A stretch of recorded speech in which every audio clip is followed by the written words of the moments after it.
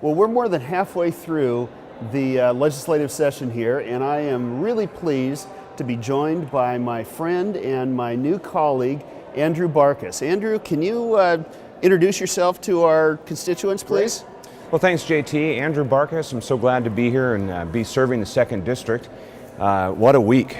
From Tuesday morning and then be here at 2:30 in the afternoon. And what time do we leave? 12:30? About, something yeah. Like that. I left at 1. 1 o'clock? Yeah. But no, I'm very glad to be here today and be part of this great team with JT and all the others serving the 2nd District. So. Well, Andrew is a lifelong resident of our area. He's been in business in his own company in the Lacey and Thurston County and a little bit of Pierce County, I think, too. We're doing a lot in Pierce County now. We're actually managing houses out in Ording and Eatonville and up into Graham now. So bought a small company out in Yelm last July, and we're about a month away from opening our branch office in Yelm.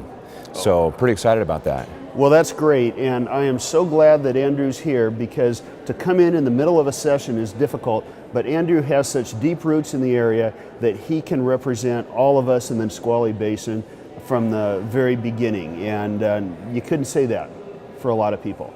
I also am amazed that Andrew is still standing, because he got here about 2:30 on the longest day of floor action in the whole year and was voting from the first moment that he stepped out on the floor.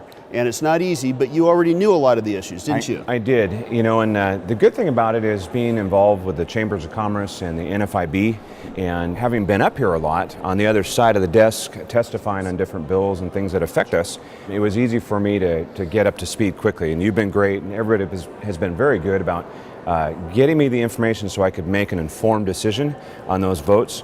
But that was quite the day, and of course it was better when the button started working, so I didn't have to hold up the placard and everything else, but that worked out pretty good. Well, Andrew and I both have business backgrounds, but we're both immersed in the community as well. I know that Andrew has been on the board of the YMCA, correct? Boys and Girls Club. Boys and Girls Club, and has been a major part of the community, just like me and my family, over many years. So we do have a business background, but we also have the background in common with so many members of our community, and that's why I got so excited recently when we were faced with a last-minute amendment that would change the government of Thurston County. And if you get the Daily Olympian, you saw it on the front page, there was a last-minute amendment that would simply add more commissioners to our current 3 commissioner arrangement. That might be good policy, but process is important.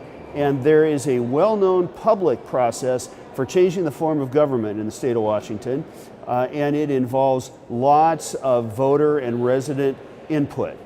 This is something that should not be changed willy-nilly on a whim on a late Friday night, so that voters wake up, read the newspaper on Saturday morning, and find out that their government has been changed for them. That doesn't sound like America to me.